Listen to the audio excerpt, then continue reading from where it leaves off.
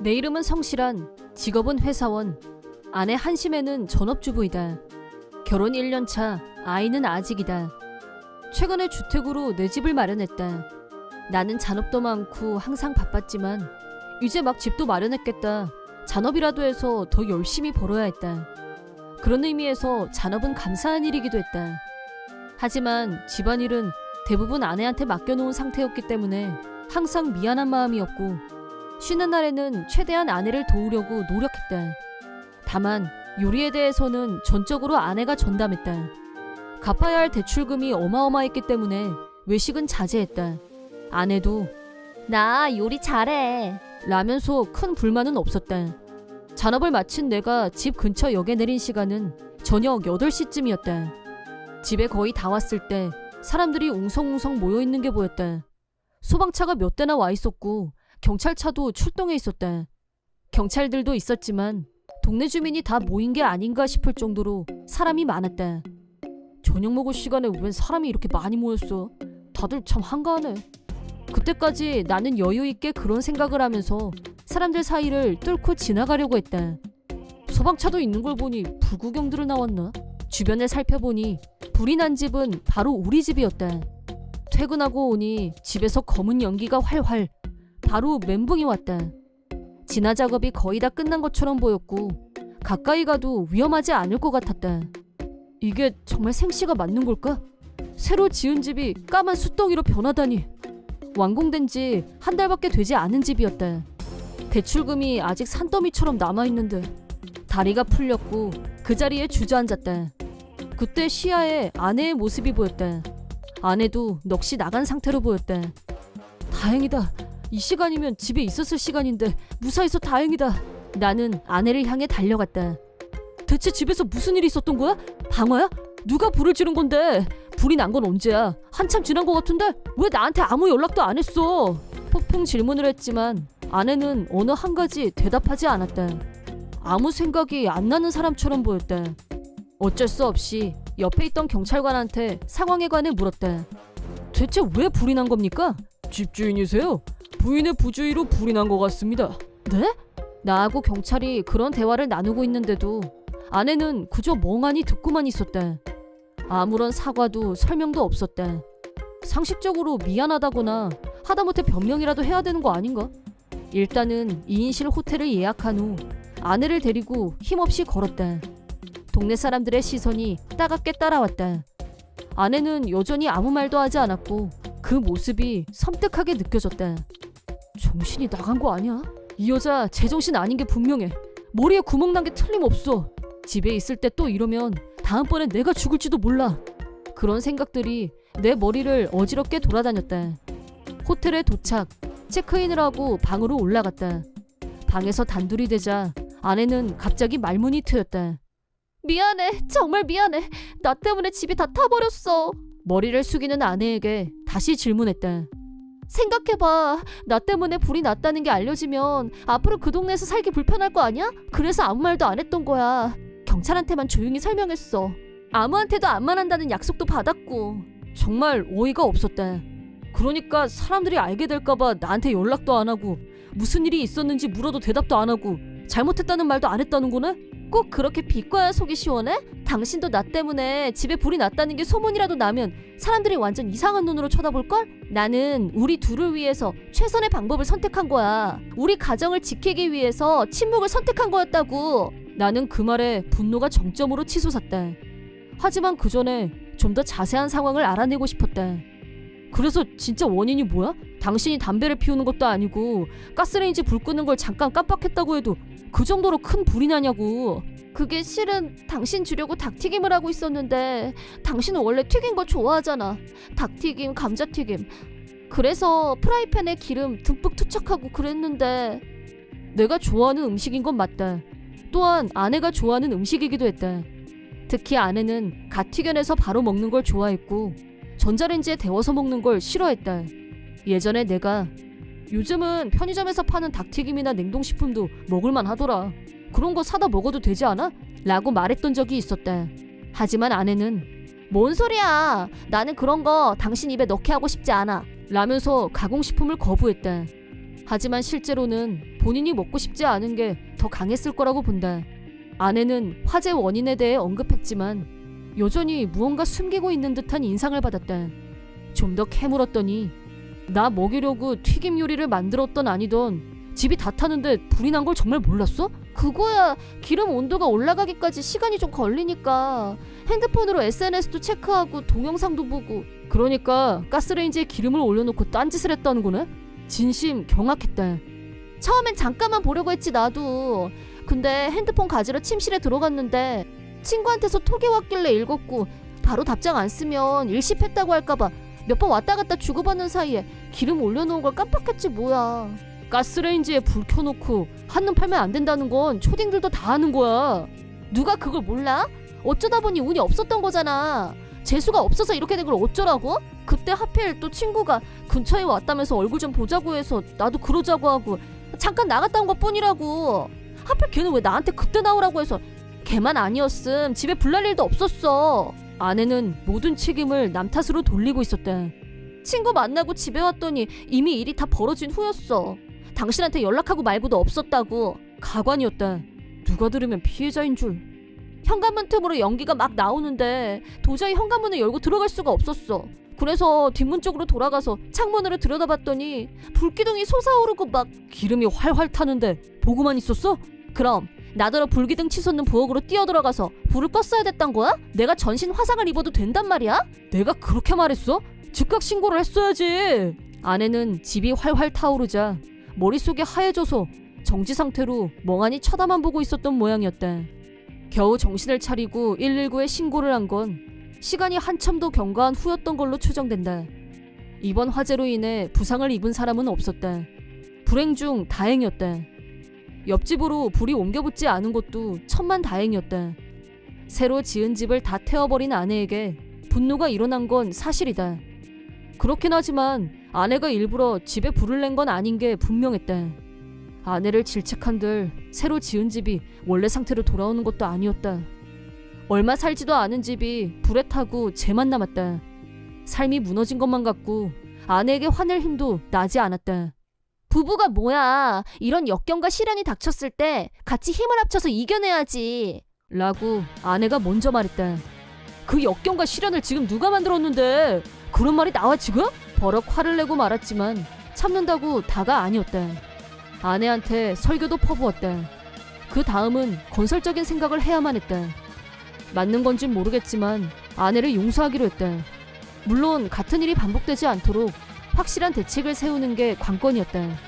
내가 생각한 대책은 3가지였다. 첫 번째는 소화기를 구입, 키친에 비치할 것.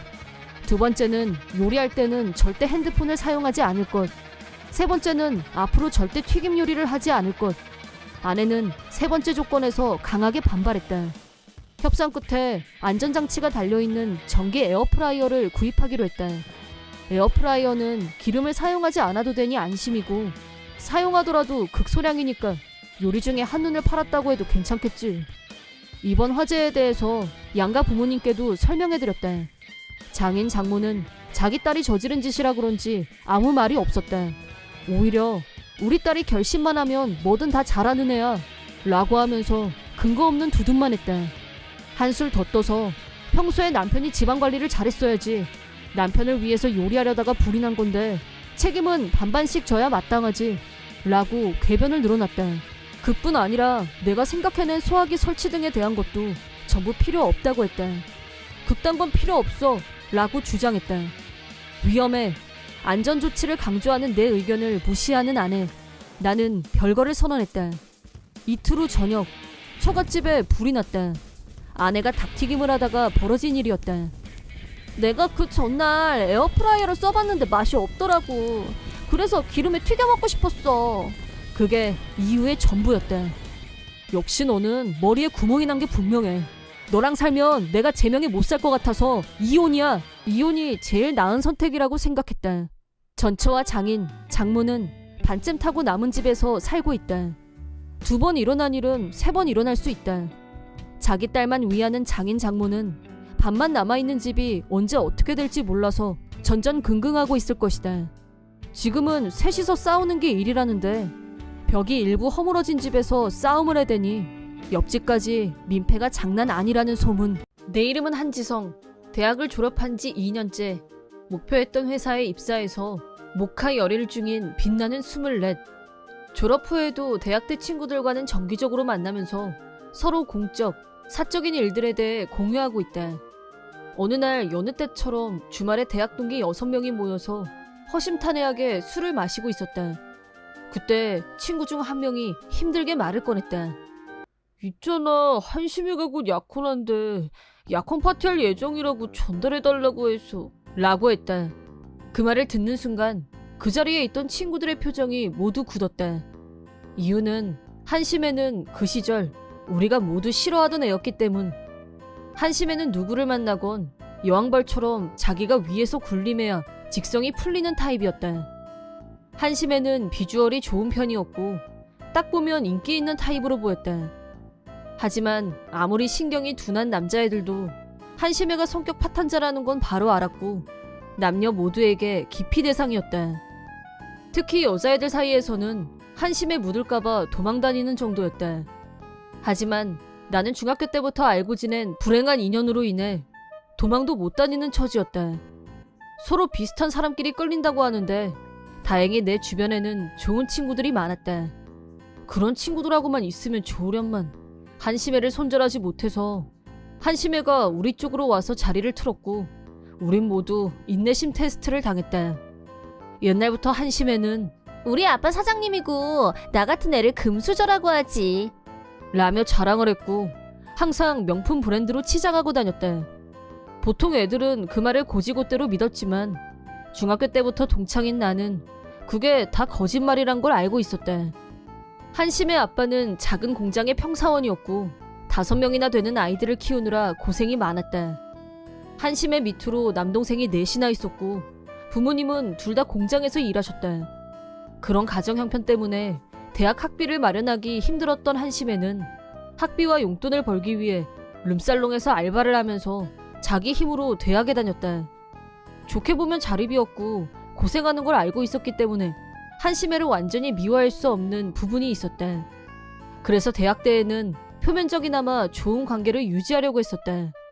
하지만 그런 나에게 한심애가 돌려준 건 배신이었다. 안 간다는 말을 할 수가 없어서 약혼 파티에 참석하기로 한 우리는 기분은 내키지 않았지만 약혼 파티 장소로 향했다. 파티 장소에 도착하자 넓고 화려한 파티룸 입구에 한심애와 약혼자 이름이 적혀 있었다. 약혼자의 이름을 본 순간 정말 깜짝 놀랐다. 한심애 이름 옆에 나의 소꿉친구 왕진상 이름이 있었다. 진상이와 나는 집이 가까워서 어렸을 때 항상 같이 놀았었다. 그러다 진상이 부모님이 이혼을 하는 바람에 초등학교 때 진상이는 엄마를 따라 이사를 가게 됐고 그 후로는 한 번도 만나지 못했다. 항상 반팔에 반바지 차림으로 온 사방을 뛰어다니던 코올릭의 개구쟁이 왕진상. 두 사람이 어떻게 만나서 연인으로 발전했는지 궁금해서 견딜 수가 없었다. 어른이 된 진상이를 빨리 보고 싶었고 두근거리는 마음으로 파티가 시작되길 기다렸다. 파티가 시작되자 드레스 차림의 한심애와 턱시도를 입은 왕진상이 등장. 오래간만에 만난 진상이는 키가 훌쩍 자라고 너무 훈남으로 변해서 놀라움의 연속이었다. 얼굴은 딴 사람처럼 변했지만 눈 밑에 있는 큰 점을 보고 틀림없이 내가 아는 왕진상이라고 확신했다. 왕진상은 나를 못 알아봤는지 처음 뵙겠습니다 라고 정중하게 인사했다. 나야 소꿉친구 한지성 라고 하고 싶었지만 질투심 강한 한심애가 어떻게 반응할지 몰라서 차라리 모르는 척하는 게 낫겠다는 생각도 들었고 조용히 있기로 했다. 계속 궁금했던 두 사람의 첫 만남에 대해 묻자 한심애 특유의 잘난 척하는 표정으로 상위층만 참가 자격이 있는 파티가 있는데 거기서 첫눈에 뿅 왕진상 씨는 금수저인 나한테 딱 어울리는 하이스펙을 가진 남자야 라면서 트레이드마크인 거만한 표정. 그러자 옆에서 왕진상이 나도 금수저라 다른 여자들은 격이 안 맞아서 한심애가 하이스펙이라 나랑은 딱이지 라고 했다. 이사를 한 후 왕진상이 엄마와 단둘이서 힘들게 살았다는 건 우리 학교에서 모르는 애들이 없었는데 갑툭튀 금수저 타령에 머리가 혼란스러웠다.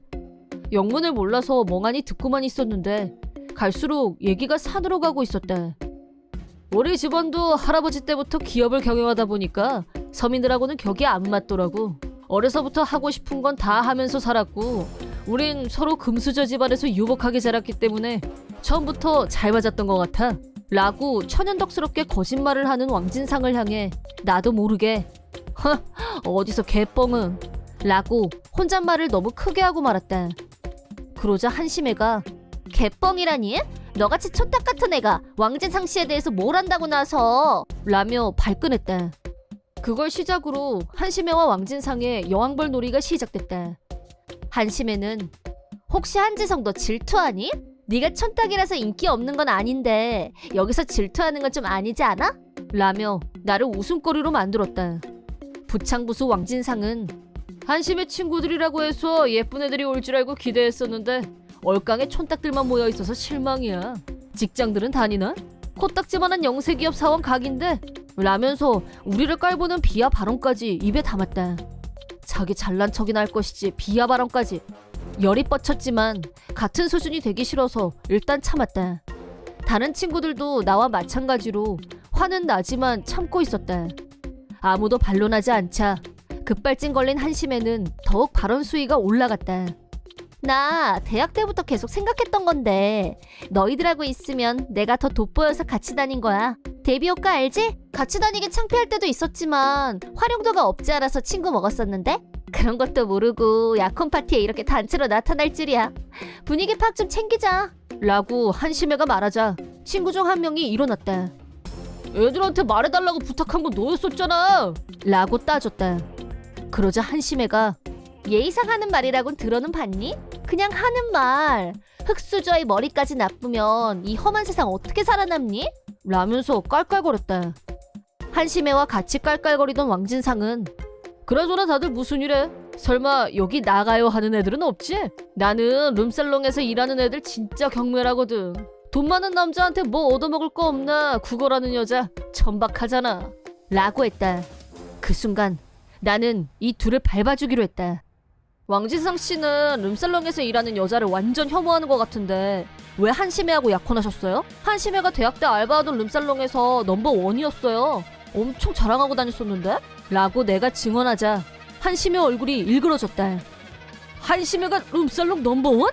그럴 리가. 말이 되는 소리를 해야지. 우리 한심애는 사장님 딸 금수저를 입에 물고 태어난 애야. 라고 떠드는 왕진상에게 한심의 아버지는 부품 공장에서 열심히 일하는 성실한 노동자이시지만 사장님은 아니에요. 그 공장 사장님은 우리 삼촌이거든요. 라고 팩트를 알려주자 왕진상은 뭐야? 그게 진짜야? 그럼 한심애가 나를 속였다는 거야? 라며 멘붕. 허둥지둥 변명하느라 다급해하는 한심애를 무시하고 계속해서 나는 속인 걸로 따지면 왕진상 너도 마찬가지잖아. 라고 한 후 내가 네 소꿉친구 한지성이라고 알려줬다. 그제야 내가 누군지 알아본 왕진상은 너 쓸데없는 소리 하기만 해! 라며 소리쳤다. 그러자 한심애가 뭔데? 빨리 말해봐. 라며 달려들었고 나는 왕진상이 어디서 어떻게 자랐는지 요약해서 말해줬다. 내가 근데 너 얼굴이 너무 변했다. 혹시 성형했니? 라고 왕진상한테 돌직구를 던지자 그건 그러니까 라고 얼버무리는 게 전곡을 찔린 듯 마무리 멘트로 룸살롱 출신 미녀와 성형미남 완전 어울린다. 라고 하자 두 사람은 아무 말도 하지 못했다. 서로 거짓말을 했다는 게 탄로나자 두 사람은 대판 싸움이 일어났고 우리는 그러거나 말거나 밖으로 나와버렸다.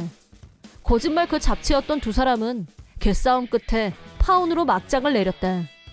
두 사람은 똑같은 거짓말로 부모님은 지금 해외에 계신다면서 부모님께 아직 인사도 안 드린 사이였다고 한다. 한심애는 왕진상과 헤어지자마자 우리한테 소개팅 주선 좀 해줘. 라고 뻔뻔하게 나왔지만 더 이상 한심애를 사람 취급하는 친구들은 없었다. 한심애는 우리 말고 다른 친구가 없었는지 다른 남자와 다시 결혼하게 됐는데 초대할 친구가 없다는 걸 알게 된 남자 측에서 파혼을 선언했다고 한다.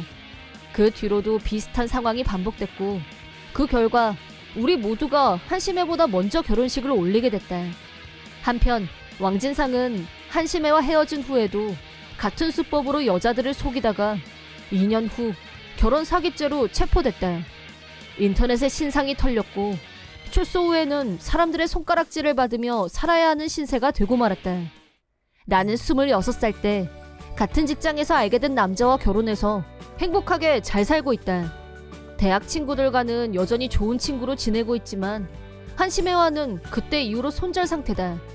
앞으로도 마음이 통하는 친구들과 잘 지내면서 평생 친구로 남고 싶다. 나는 아내와 둘이서 살고 있었고 아이는 없었지만 행복한 결혼 생활을 하고 있다고 생각했었다.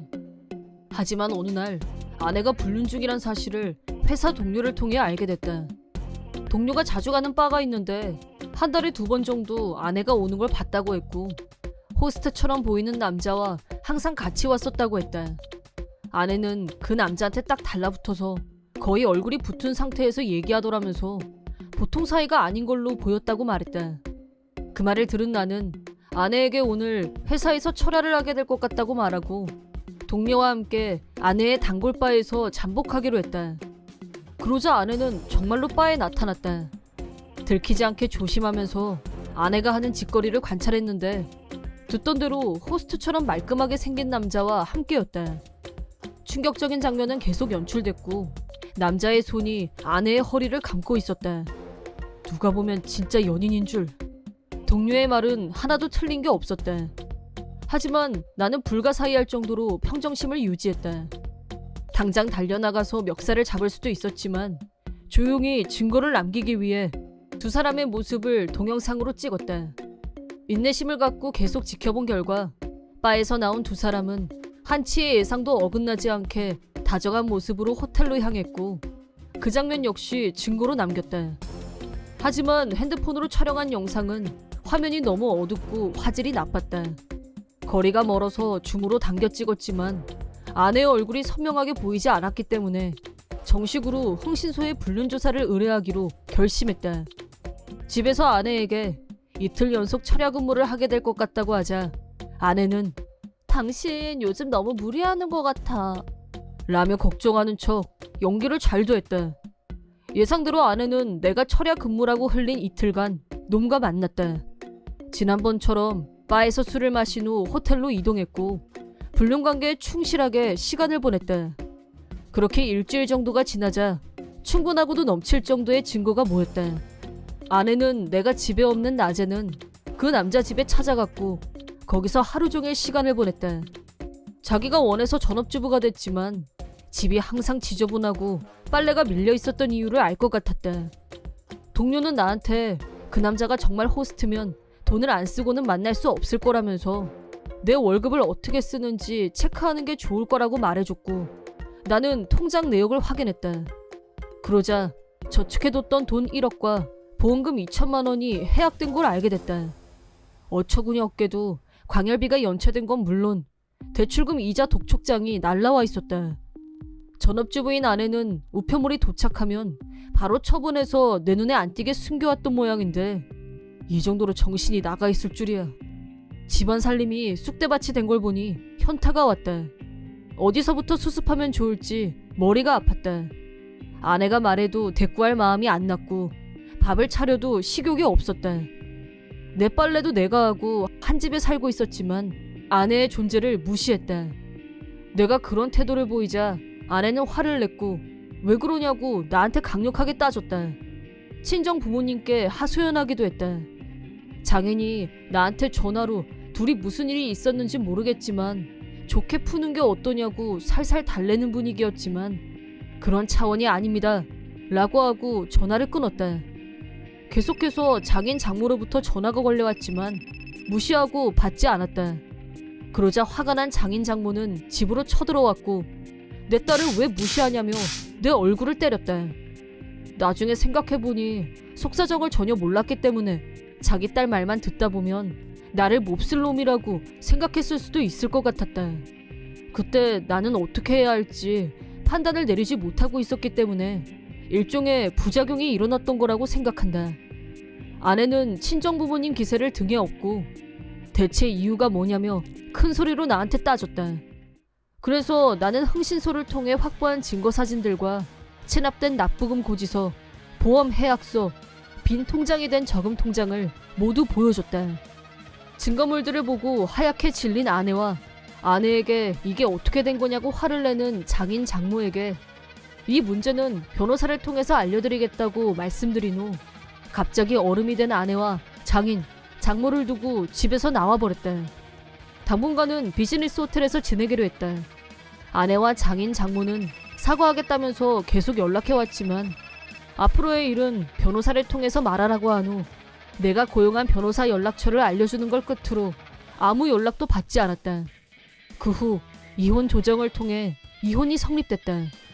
장인은 그런 일이 있는 줄도 모르고 화부터 내서 미안하다면서 직접 찾아와서 용서를 빌었다. 정신적 피해 보상이라며 위자료를 가져오셨고 자기 딸이 저지른 잘못에 대해서도 사과하셨다.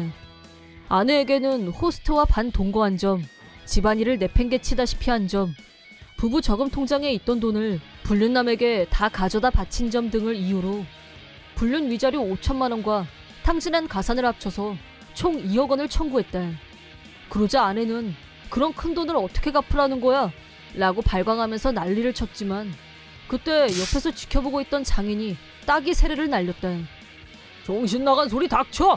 네가 남자에 미쳐서 다 갖다 없앤 돈이잖아. 남편이 밖에서 힘들게 벌어온 돈을 대체 뭐라고 생각한 거야? 죽을 때까지 일을 해서라도 꼭 갚아. 부모한테 손 벌릴 생각은 아예 버리는 게 좋아. 라고 불벼락이 떨어졌다.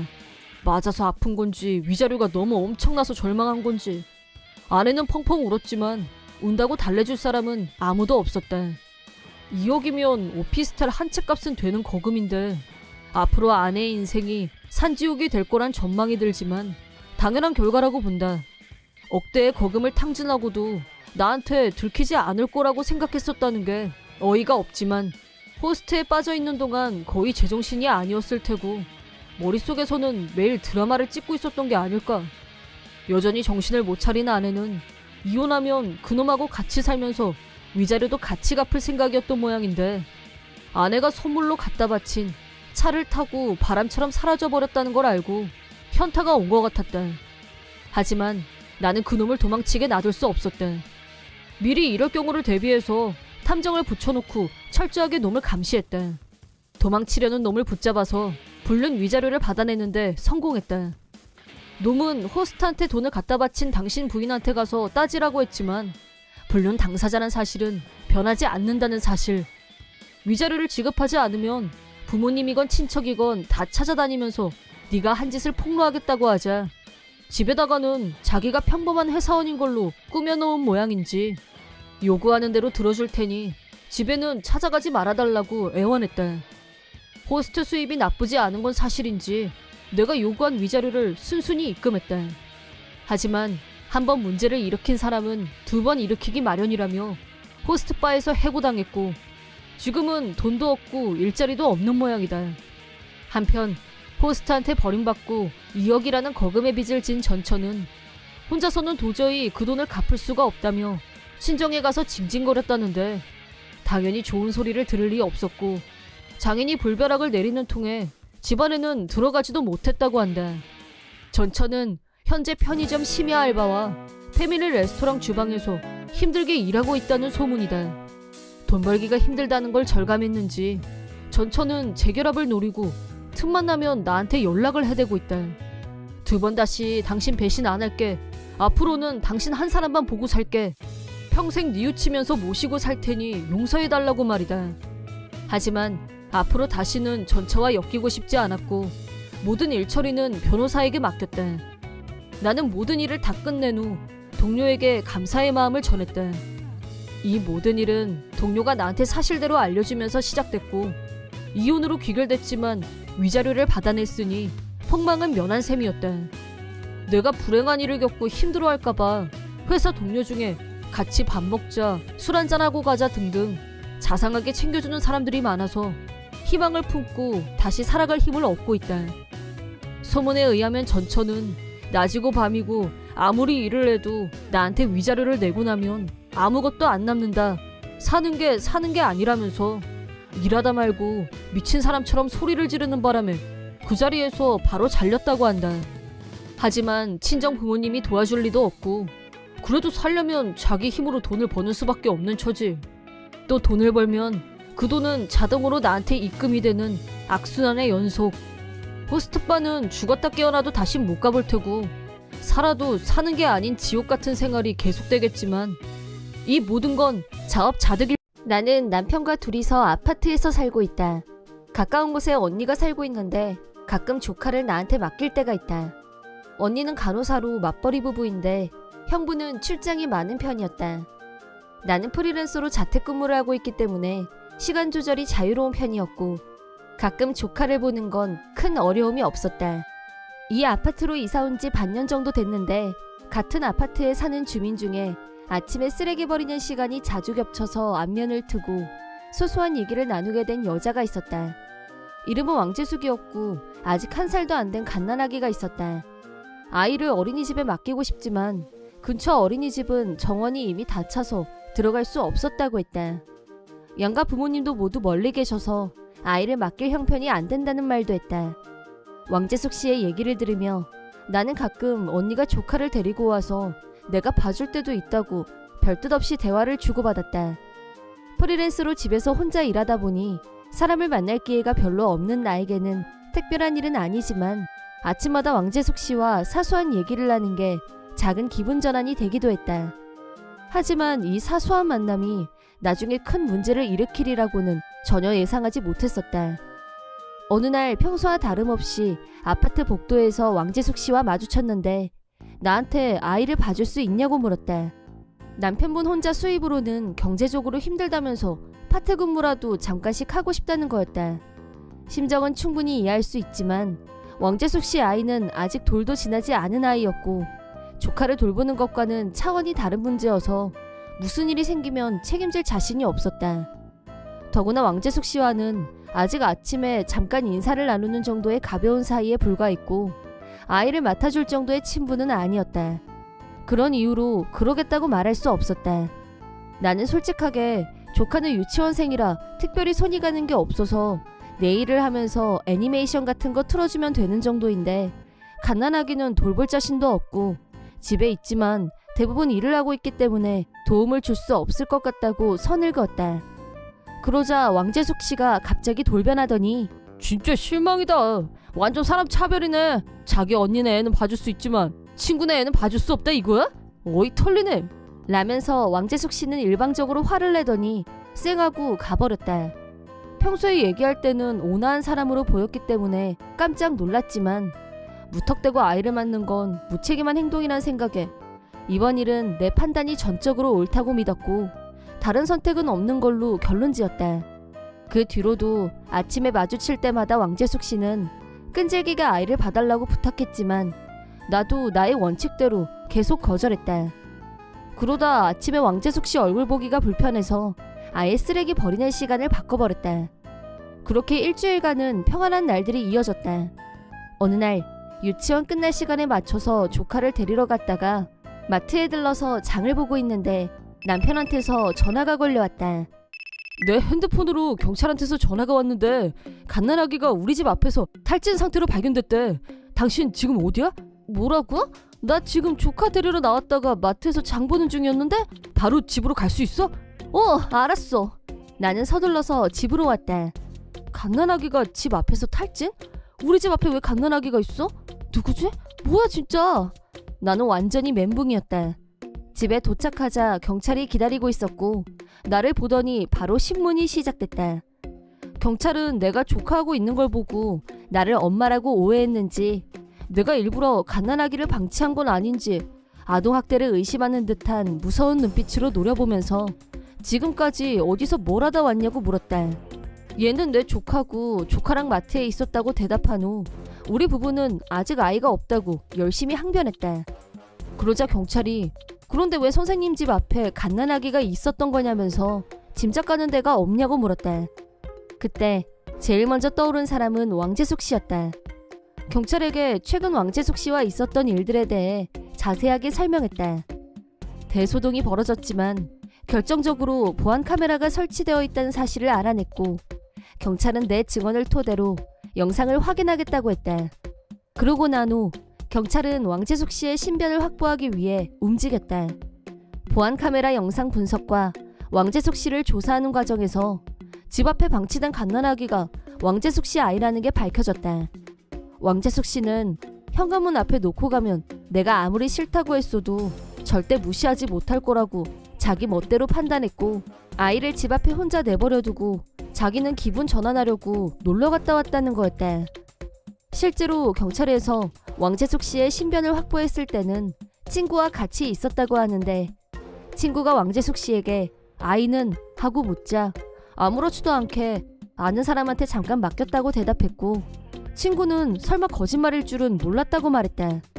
이 삼복더위에 갓난아이를 잠깐이라도 방치한다면 온열 질환으로 생명이 위험할 수도 있는데 웃으면서 그런 거짓말을 했다니 도저히 믿을 수가 없었다. 경찰에 체포된 왕재숙은 나하고 대질 신문을 하게 된 자리에서 네가 애를 안 봐줘서 이렇게 됐잖아. 처음부터 봐준다고 했으면 이런 문제가 왜 생겨? 네 탓이야. 네가 책임져. 당장 위자료 가져와! 라며 발광했다. 잘못을 한 사람은 아이를 방치한 자신이 아니라 자기 애를 봐주지 않은 나한테 있다고 책임을 전가하려고 했다. 내가 힘드니까 애 좀 봐달라고 몇 번이나 부탁했잖아. 근데 왜 사람 부탁을 안 들어줘? 라며 적반하장 태도를 보이자 왕재숙 씨 옆에 있던 친구가 더 치를 떨었다. 무개념, 부도덕 그 잡채. 나도 감정적이 되고 말았다. 내가 분명히 그렇게 못한다고 거절하지 않았느냐고 같이 소리를 질렀다. 경찰도 왕재숙 친구도 내 입장을 더 이해해줬다. 왕재숙 씨랑은 아침에 잠깐 인사하는 정도의 사이인데 우리가 친구도 아니고, 부탁 자체가 말이 안 되는데 아이를 방치하고 간다는 게 상식 밖이다. 탈진 상태란 말을 듣고 얼마나 놀란 줄 아냐고 따졌지만 왕재숙은 자긴 잘못이 없고 내 잘못이라고 계속 우겨댔다. 잘못은 내가 했는데 왜 경찰에 자기가 잡혀왔냐면서 사방에 대고 욕하고 난리였다. 육아 우울증이 의심스러웠지만 정신상태가 온전해 보이진 않았다. 그래서 더 무서웠다. 나중에 왕재숙 씨 남편이 경찰에 오자 왕재숙 씨는 더 흥분했고, 그래서 혼란스러운 상황이 가중됐지만 불행 중 다행으로 아이는 무사했다. 사건 후 남편분과 먼 길을 올라오신 부모님이 나를 찾아오셨고, 큰 실례를 범했다는 인사와 함께 봉투에 위자료를 넣어서 사과의 뜻을 전하셨다. 직장에 다니지 못해서 경제적으로 힘든 면도 있을 테고, 수면 시간이 줄어들다 보면 정신적으로 여유가 없어질 수도 있다. 하지만 그런 것들이 아이를 방치한 정당한 사유는 될 수 없다고 본다. 남편은 전화 받았는데 갑자기 경찰이라고 해서 놀랐지만 내용을 듣고 나니 더 깬다면서 그래도 아이가 무사하다니 천만다행이라고 말했다. 경찰에 체포된 후 왕재숙 씨는 정신병원에 입원했다는 말을 들었다. 사람이 힘들다 보면 현실 도피를 하고 싶은 마음이 들 수도 있지만 아이를 방치한 후 놀러 갔다는 점에서 이미 엄마 자격은 상실한 것이나 다름없었다. 아이 문제는 먼 곳에 살고 계시는 부모님도 함께 고민 중이라는데 아마 남은 가족끼리 잘 결론 내릴 거라고 믿는다. 나중에 남편분한테 들은 바로는 왕재숙 씨는 낭비벽이 심했다고 한다. 한 달 동안 열심히 일해서 월급을 받아오면 스트레스 발산이라며 인터넷 쇼핑을 마구 했고, 돈을 금방 다 써버렸기 때문에 아이를 먹여 살리려면 잔업이라도 해서 돈을 더 벌어오는 수밖에는 없었다고 했다. 하지만 더는 이렇게 살 수 없다면서 이혼을 생각 중이라고 했다. 그 얘기를 들으면서 내가 그동안 들었던 얘기와는 너무 달라서 순간 당황했다. 왕재숙은 경제적으로 어려워서 잠깐이라도 일을 하고 싶다고 했었는데 결국 아이를 맡기고 혼자서 편하게 놀러 다니고 싶었던 거였다는 걸 알고 나니 동정의 가치가 느껴지지 않았다. 재택근무를 오래 하다 보니 사람하고 소통하는 일이 적어진 나로서는 아침에 잠깐 나누는 대화를 즐거움으로 여겼었는데 그게 이런 큰 사건으로 변질될 줄은 정말 몰랐었다. 왕재숙 씨는 도저히 구제가 안 되지만 죄 없는 갓난아이는 건강하게 잘 자라서 행복하게 잘 살길 바라는 마음뿐이다. 내 이름은 차인남, 26살의 회사원이다. 2년 전 아내 부정혜와 결혼, 작은 아파트에서 행복하게 살고 있었다. 아내는 결혼 후 패밀리 레스토랑에서 파트 근무를 시작했고 맞벌이라서 집안일은 기본적으로 분담해서 하고 있었다. 그런데 내가 스카우트 제안을 받고 회사를 옮긴 후부터 일이 너무 바빠서 물리적으로 예전처럼 집안일을 분담하기가 힘들었다. 원래는 평범한 하청 중소기업에 다니고 있었는데 성실근면한 업무 태도를 높게 평가한 원청회사에서 본사에서 일해보지 않겠냐는 제의가 들어왔다. 정들었던 회사를 떠나려고 하니 아쉽고 미안한 마음도 있었지만 수입 면에서 2배 가까이 차이가 나는 점을 고려해서 본청의 제안을 흔쾌히 받아들였다. 예전부터 아내는 내 월급이 오르면 좀 더 넓은 집으로 이사하고 싶다는 말을 자주 했었다. 스카우트 받았다고 하면 아내는 틀림없이 좋아할 것이다. 당장 말할까 하다가 당분간 비밀로 하고 먼저 돈을 모은 다음에 이사 갈 돈이 다 모아지면 한꺼번에 서프라이즈를 하면 더 재미있을 것 같았다. 그래서 반년 남은 결혼기념일까지만 비밀로 하기로 마음먹었다. 내가 갑자기 일이 바빠졌다고 하자 아내는 내가 집에 오는 시간을 꼼꼼히 체크하기 시작했다. 저녁에 따뜻한 밥 먹이고 싶어서 당신 오는 시간 물어보는 거야. 라고 하면서 내 퇴근 시간에 맞춰서 따뜻한 저녁상을 차려주는 아내에게 항상 고마운 마음이었다. 그러던 어느 날 점심시간에 마침 아내가 일하는 레스토랑 앞을 지나가게 돼서 잠깐 얼굴을 보러 들어갔다. 분명히 오늘은 출근하는 날이라고 했는데 아내가 보이지 않았다. 다른 점원에게 물어보자 오늘은 쉬는 날이라고 했다. 아내가 집에 있는 거라면 같이 점심을 먹을까 하고 전화를 걸었지만 받지 않았다. 이상한 예감에 집으로 갔는데 현관문이 잠겨 있었다. 다른데 외출을 했나 하고 문을 열고 안으로 들어가자 현관에 낯선 남자 신발이 벗어져 있었다.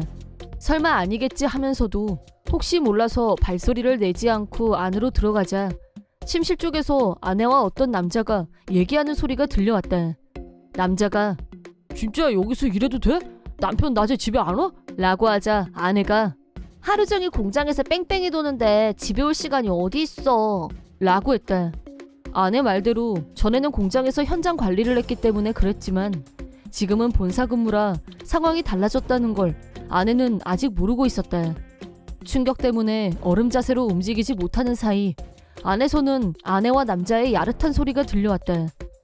도저히 견딜 수 없어서 도망치듯 밖으로 빠져나왔지만 시간이 지날수록 충격은 분노로 변했다. 아내의 불륜 증거를 확보한 후 이혼하기로 결심한 나는 침실에 몰래카메라를 설치했다. 내가 출근한 사이 아내는 남자를 집으로 불렀다. 그리고 나하고 같이 자는 침대 위에서 아내가 하고 있는 짓을 상상하자 역겨워서 구역질이 올라왔다. 몰래카메라를 설치하고 아내의 행동을 관찰한 지 한 달째 여러 가지 일들의 진상이 밝혀졌다. 남자의 정체는 35살의 기혼남, 패밀리 레스토랑 단골이었다. 말로만 듣던 더블 불륜.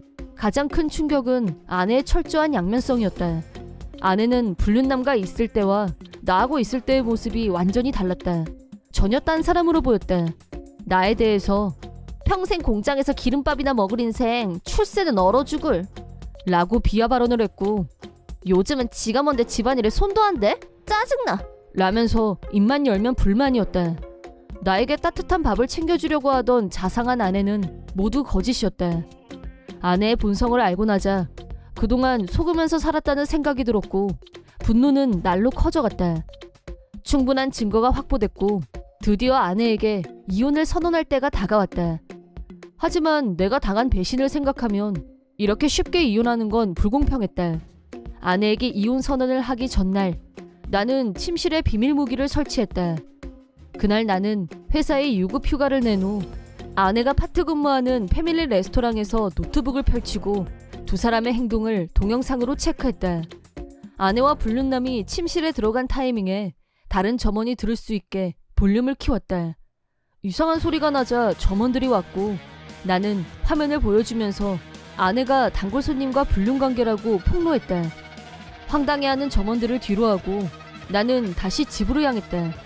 현관에 들어온 나는 큰 소리로 부정해! 아내 있니? 라고 소리쳤다.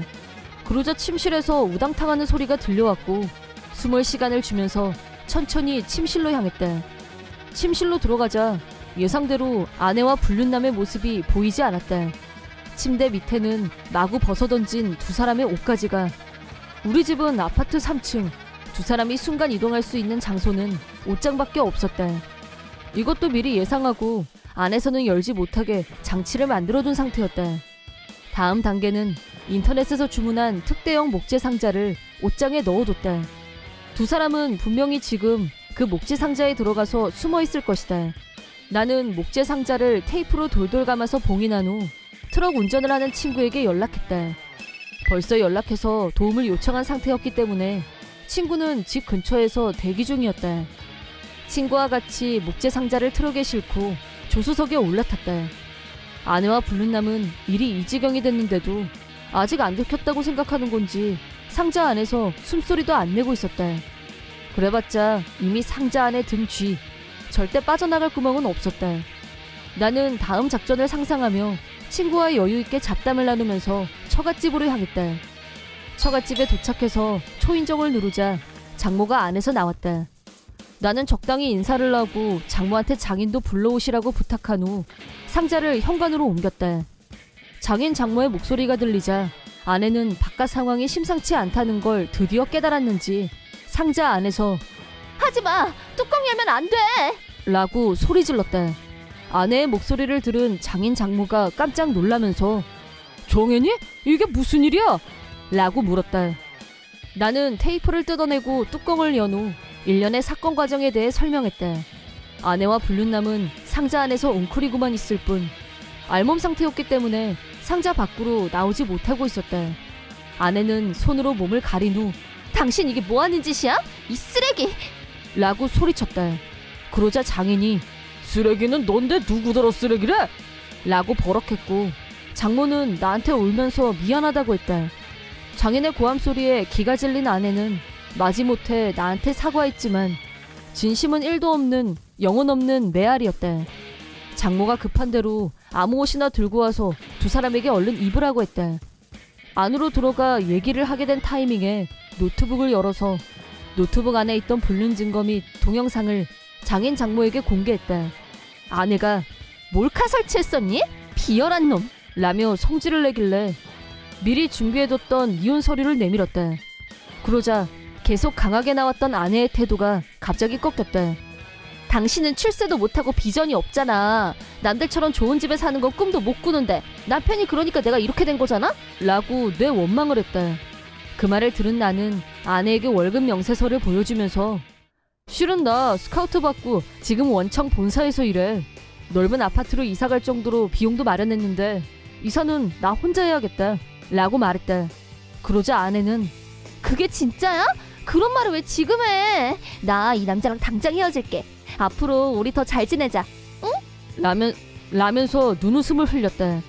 그럴 수는 없지. 너랑은 이제 이혼을 잘해야지.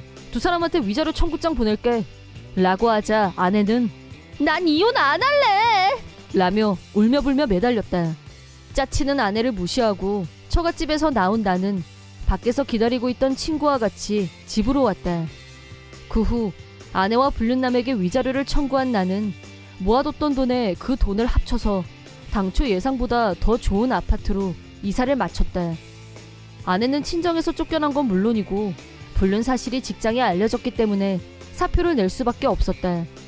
불륜남은 내가 집으로 보낸 내용 증명을 부인이 받았고 불륜 발각과 동시에 이혼. 아내와 불륜남은 서로 자유의 몸이 됐으니 본격적으로 만나려나 했었는데 두 사람 다 거액의 위자료를 떠안게 됐기 때문에 다른 건 생각할 여유가 없었는지 자연스럽게 정리됐다.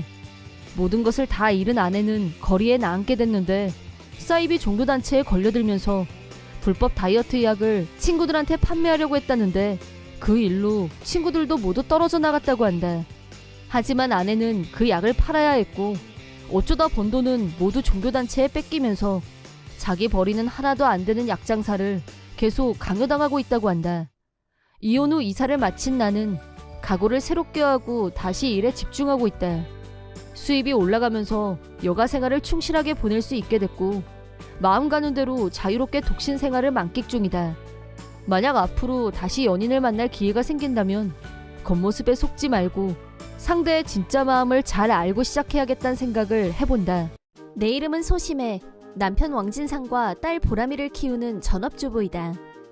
남편과는 지금까지 크게 다툰 적도 없고 겉으로 보면 아무 문제 없어 보이는 부부이지만 나로서는 절대 이해 불가인 일이 한 가지 있다. 그건 바로 남편이 나를 친정에 보내주지 않는다는 것이다. 결혼 후에도 당연히 명절이 되면 친정에 갈 생각이었는데 남편이 결사반대했다. 나는 전업주부였고 멀리 떨어진 친정에 가려면 비용이 따르기 마련이었다. 경제적인 이유로 남편한테 강하게 밀어붙이지 못한 채 부모님과는 통화만 하고 있었다. 아무리 그렇다고 해도 최소한 설에는 친정에 보내줘야 하는 게 정상 아닌가? 설마 그 정도는 알 거라고 믿고 맞이한 결혼 후 첫 설 연휴. 작정하고 남편한테 이번 연말연시에 꼭 친정에 가고 싶은데 라고 물어봤다. 그러자 남편이 설에는 우리 집에 가야지. 며느리가 돼서 빠져가지고 라면서 단칼에 잘라 말했다. 남편 기세에 밀려서 친정행은 포기했지만 그리고 얼마 후 임신 사실을 알았다. 해가 바뀌고 딸아이가 태어나자 친정 부모님도 첫 손녀와 만날 날을 손꼽아 기다리셨는데 딸아이를 데리고 친정에 가겠다고 하자 애를 데리고 그 먼 데를 어떻게 가? 라면서 또 안 된다고 했다. 그 뒤로도 몇 번이나 친정에 가고 싶다고 말했지만 그때마다 남편은 안 된다는 말만 반복했다. 친정에 너무 가고 싶었던 나는 남편이 안 된다고 할 줄 알면서도 계속 말을 했다. 그렇게 딸아이가 3살이 됐을 무렵 엄마와 통화를 하는데 갑자기 엄마가 기침하면서 내가 요즘 기침이 계속 나오네 라고 했다. 걱정이 돼서 병원에 꼭 가보라고 했고 병원에서 천식이라는 검사 결과가 나왔다. 생각보다 심각한 병은 아니어서 잠깐 안심했지만 이렇게 친정에 못 가고 있는 동안 엄마가 점점 노쇠해지는 건 아닐까 불안했다. 전화통화를 할 때마다 엄마는 사진 말고 우리 보람이 얼굴 한번 보면 소원이 없겠다 라고 늘 말했다. 그래서 이번이 마지막이란 생각으로 남편한테 사정해보기로 했다. 퇴근해서 온 남편한테 할 말이 있다고 하자 남편이 너 또 친정 간다고 하려고 그러지? 뻔하지 뭐. 몇 번을 말해야 알아. 안 돼! 라고 했다. 내가 대체 왜 그러는 거야? 우리 엄마 아빠가 얼마나 보람이 보고 싶어하는 줄 알아?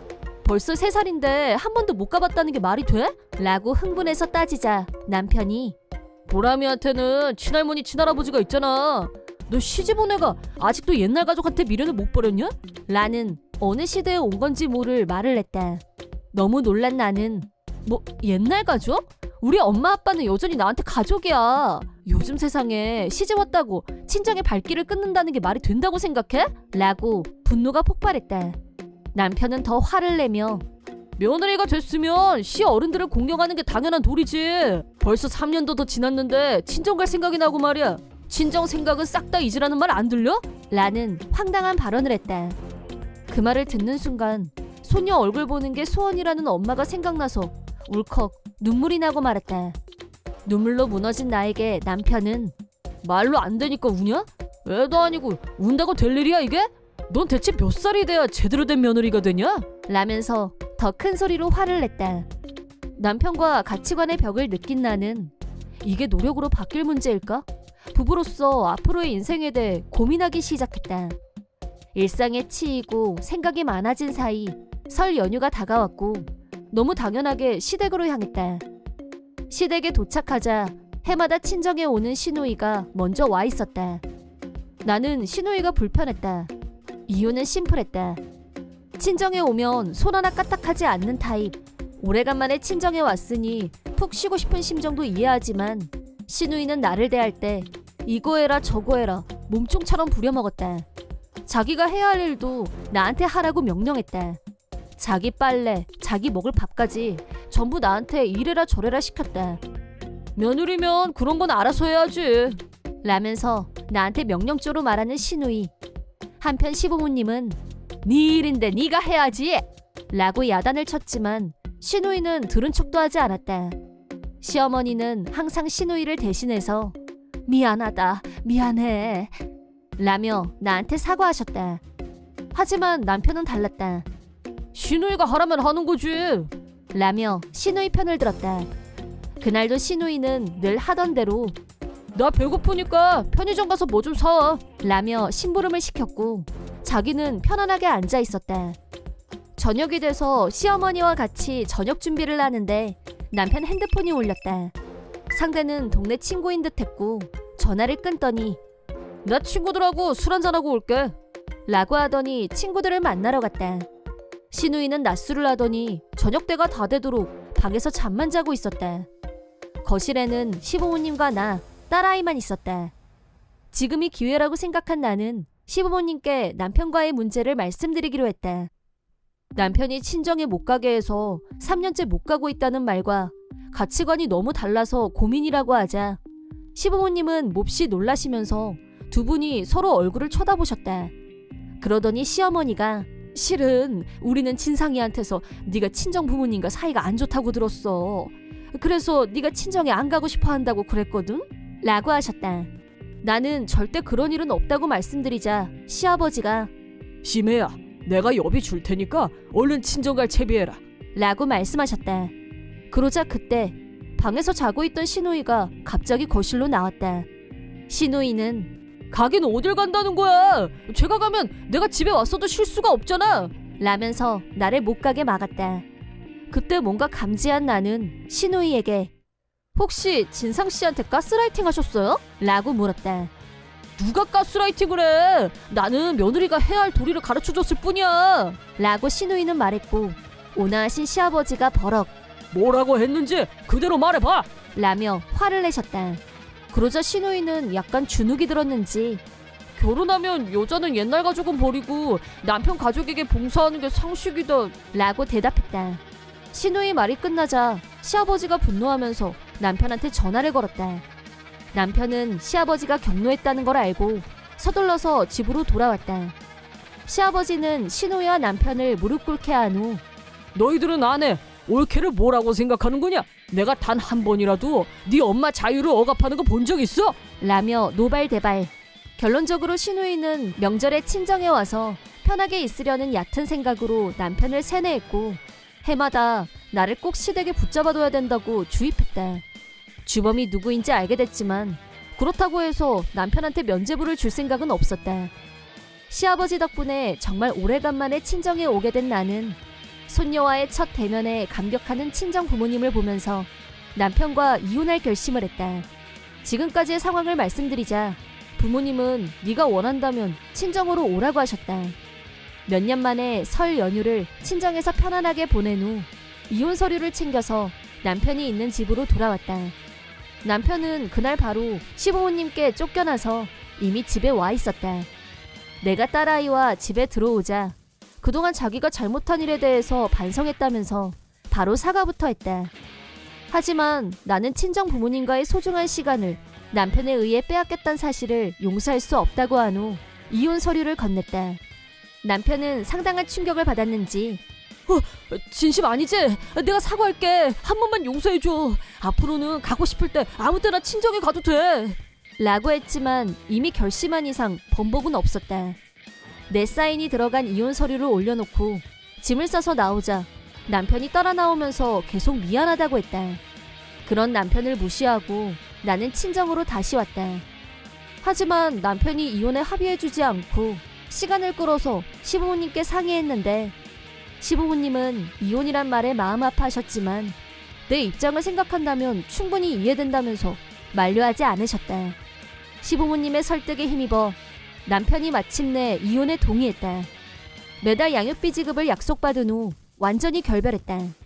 남편과 시누이에 대한 시부모님의 분노는 풀리지 않았고 시댁에 오는 것도 금지하셨다. 가족을 잃고 혼자가 된 남편은 외로울 때마다 보람이 보고 싶어. 라면서 연락을 해왔지만 우리 부모님이 그런 말 할 때 당신 뭐라고 했어? 안 된다고 했지? 이제 그 심정을 좀 알겠니? 라고 하고 전화를 끊었다. 자기가 저질렀던 만큼 되돌려 받았으니 이제 조금은 내 마음을 이해하게 되지 않았을까? 한편 시누이는 지금까지 시부모님한테 매달 생활비를 받아서 쓴 모양이었는데 이번 일로 생활비 보조가 완전히 끊겼고 생활비가 없다 보니 빚을 냈고 매일매일 빚만 쌓여가고 있다고 한다. 친정으로 돌아온 나는 딸아이와 함께 부모님과 살면서 근처 빵집에서 파트 근무를 시작했다.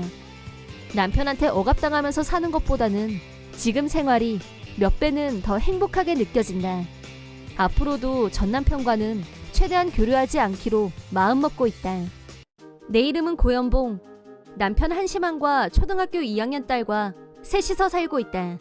원래부터 요리 솜씨가 뛰어났던 나는 결혼 후에 요리 연구가로 활동하기 시작했고 가족의 건강을 위해 맛과 영양을 다 잡는 요리를 만드는 게 일이자 일상이 됐다. 그런 나에게 요즘 아주 신경 쓰이는 일이 하나 생겼다. 그건 바로 남편이 갑자기 가족에게 무관심해졌다는 사실이다. 결혼 전 남편은 회사에 다니며 성실하게 일하는 사람이었지만 결혼하고 얼마 안 돼서 사표를 내고 집에 들어왔더니 그 뒤로는 쭉 집에만 있는 사람이 되고 말았다.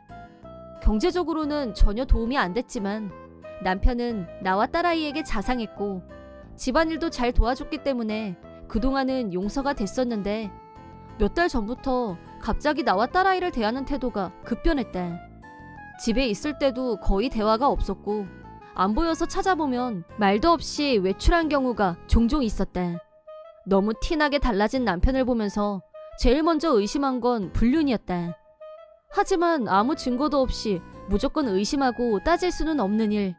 당분간은 상황을 지켜보기로 했다. 그렇게 3개월이 지나서 남편은 여전히 집에서 차갑게 굴었다. 그러던 어느 날 딸아이 참관 수업이 있어서 학교에 갔는데 서로 안면이 있는 소문희 씨가 내 옆으로 다가왔다.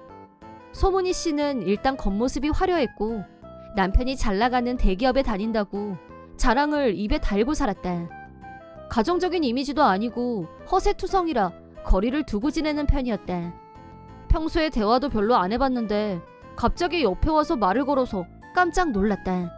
소문희 씨가 고현봉 씨 남편분한테는 항상 신세를 많이 지고 있어요 라면서 친절한 미소를 지어 보였다.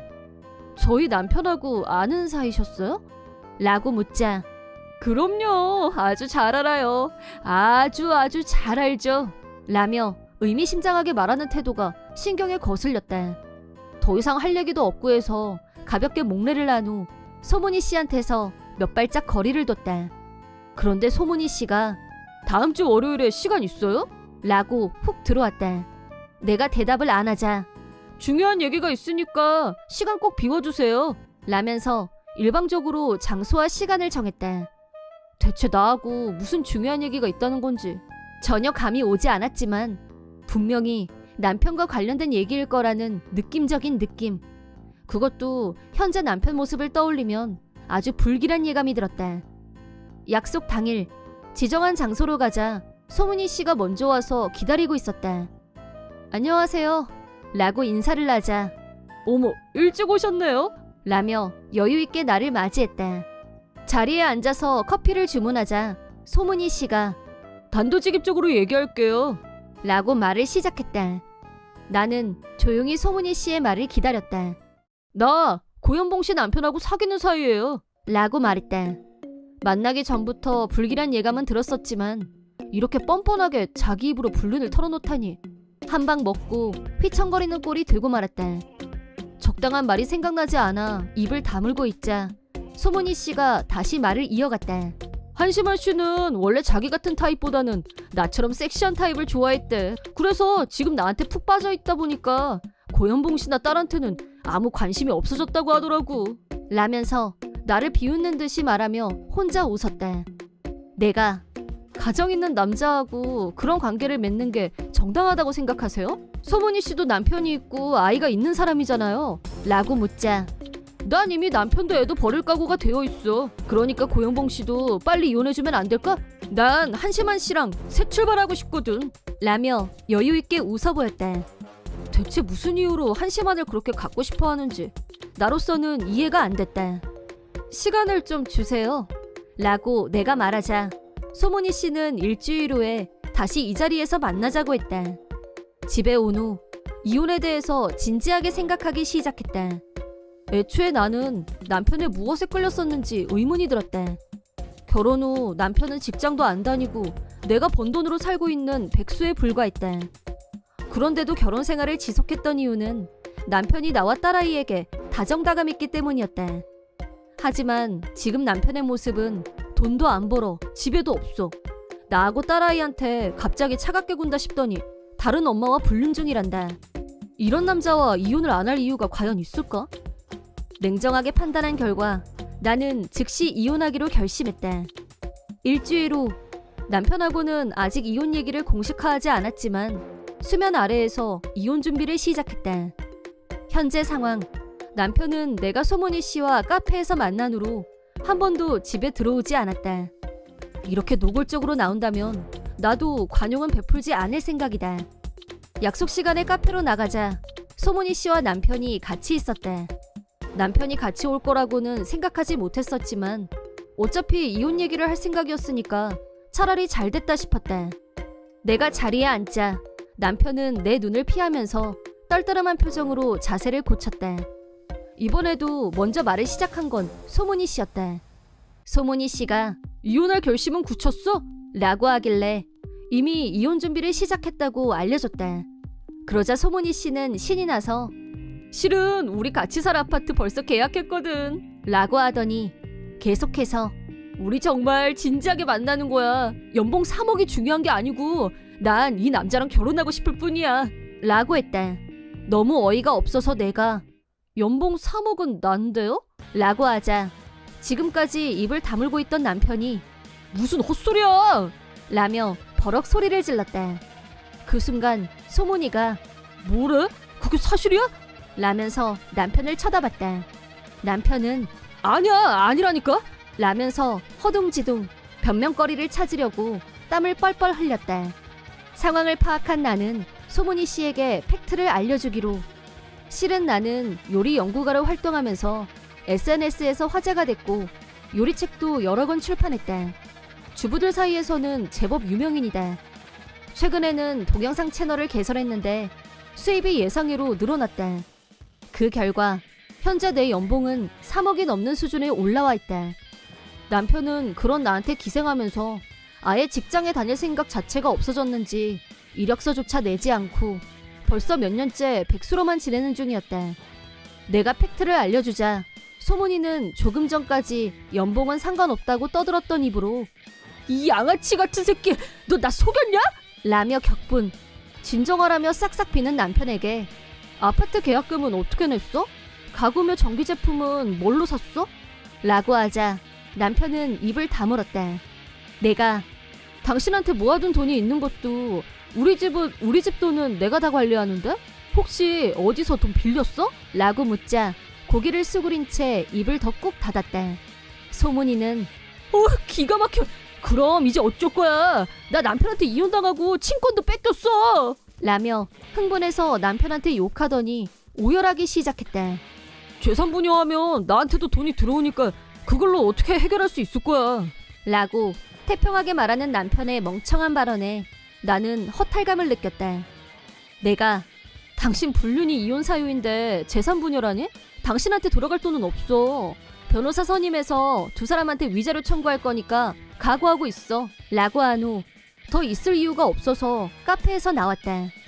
남편한테 이혼 서류에 사인하게 한 후 집에서 쫓아내자 현관문 앞에서 용서해줘. 나한테 딱 한 번만 더 기회를 줘. 라고 소리쳤지만 물론 무시했다. 한심함과 소문이는 빚으로 계약한 아파트에서 어쩔 수 없이 살림을 시작했지만 한심한에 대해 분노밖에 없는 소문이는 싸움을 걸었고 신고를 받은 경찰이 출동할 정도로 툭하면 큰 싸움이 벌어진다고 한다.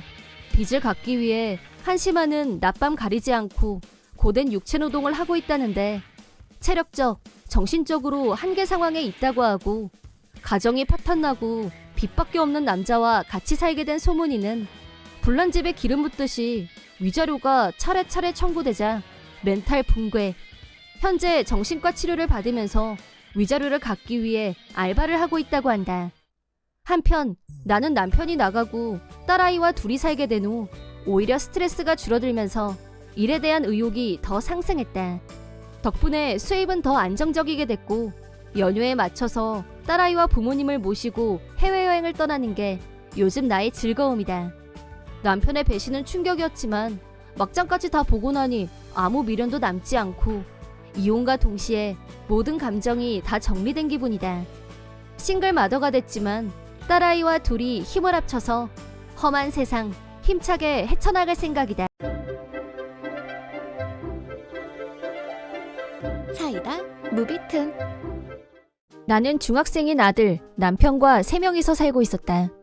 결혼한 지 10몇 년이 지나다 보니 남편과 단둘이 외출을 한다거나 하는 일은 없어졌지만 삐뚤어지지 않고 반듯하게 잘 자라는 아들아이를 보며 행복감을 느꼈다. 그런데 어느 날부터 남편의 행동이 너무 분명하게 이상하게 변했다. 지금까지 주말이면 그저 느긋하고 게으르게 텔레비전 앞에 있던 사람인데 갑자기 친구 집에 간다며 외출을 하는 빈도가 높아졌다. 회사에서 잔업도 거의 하지 않고 일찍 왔었는데 요즘은 잔업한다면서 늦게 들어오는 날이 많아진 것도 신경이 쓰였다. 자연스럽게 이 남자가 바람이 났다 하는 의심이 들었지만 결정적인 증거는 아무것도 없었고 남편은 회사에서 중요한 정보를 관리하는 일을 하고 있어서 핸드폰 비번이 복잡했기 때문에 내가 해제할 수 없었다. 직접적으로 핸드폰을 보여달라고 하면 내가 의심하고 있는 걸 다 알려주는 꼴이 되니까 그럴 수도 없고. 그런데 그때 친구가 우리 남편이 젊은 여자랑 팔짱을 끼고 걸어가는 걸 봤다고 알려줬다. 역시 불길한 예감은 틀린 적이 없었고 남편이 변한 건 불륜 때문이었다는 합리적인 의심이 내 안에서 질투심이 발동했고 남편한테 직접 물어보고 확인하기로 마음먹었다. 그러자 남편은 뭐래? 누가 불륜이야? 잘못 본 거겠지. 쓸데없는 소리 하려면 저리 가. 귀찮게 하지 말고. 라고 강한 부정, 강한 거부감을 보여서 더 이상 파고들지 못하고 후퇴했다. 하지만 남편은 여전히 주말마다 어디론가 외출을 했고 어떤 때는 남편 양복에서 여자 향수 냄새가 나기도 했다. 다시 한번 질문 공세를 했을 때도 너 그 소리야? 아니라고 했지? 증거 있어? 없으면 닥치고 살림이나 잘해. 짜증나니까. 라고 잡아먹을 듯이 따지는 남편에 반해 증거를 대지 못하는 내가 상대적으로 위축됐다. 그런데 그러던 어느 날 남편한테서 상상도 하지 못했던 말을 듣게 됐다. 이혼하자. 난 더 이상 널 사랑하지도 않고 이 결혼이 무의미해. 이 집에 내 행복은 없어. 난 내 인생을 살고 싶어. 라는 남편의 일방적인 말에 다른 여자가 생긴 게 맞냐고 묻고 싶었지만 나는 아무 증거도 갖고 있지 않았고 사실 여부를 조사하려고 해도 형편상 흥신소에 의뢰할 만큼의 금전적 여유도 없는 게 현실이었다. 내가 왜 남편한테 이혼을 당해야 하는지 전혀 이유를 알 수 없었다. 하지만 남편은 이혼 원인을 모두 내 탓으로 돌렸다. 솔직히 네가 만든 음식 하나같이 맛이 없었어. 나이 들더니 여자로서 매력도 빵점이고 솔직히 요즘 너를 보면 동네에서 돌아다니는 아줌마 정도로밖에 안 보여. 이혼 원인은 너한테 있다는 거 명심해. 라는 폭탄 발언에 얼어붙고 말았다. 하지만 나를 더 비참하게 만들고 지옥으로 떨어뜨린 건 아들아이가 던진 말이었다. 15살이 된 아들아이에게도 설명이 필요했다. 엄마 아빠가 이혼하게 될 것 같다는 말을 하자 아들아이는 알았어. 나 아빠 따라갈게. 아빠가 더 돈이 많잖아. 남자끼리 사는 게 더 잘 통하고 그게 훨씬 낫지. 라는 말을 들으며 나는 절망했다. 내 배 아파서 낳았고 누구보다도 아들아이를 사랑했고 아들을 위해서라면 나는 무엇이든 할 수 있다고 생각했었는데 내 마음은 아들아이에게 전혀 전달이 되지 않았던 걸까. 아들아이는 나를 무시하듯이 말하며 남편과 같이 살겠다고 했다. 양쪽에서 상처를 입은 나는 이혼을 거부할 힘조차 남아있지 않았고 남편이 요구하는 대로 이혼 서류에 도장을 찍었다. 두 남자가 집에서 나가고 혼자 남은 나는 그제야 눈물이 났다. 남편은 이혼 원인을 일방적으로 내 탓이라고 밀어붙였고 위자료 한 푼 없이 이혼한 상태였기 때문에 먹고 살 돈은 내가 파트근무를 해서 얻는 수입이 전부였다. 마지막으로 남편은 집에서 나가면서 너같이 아무것도 아닌 여자를 10수년간 먹여 살렸음에도 불구하고 내가 위자료도 청구 안 하고 나가주는 걸 고맙게 생각해. 라며 나를 마지막까지 짓밟고 갔다.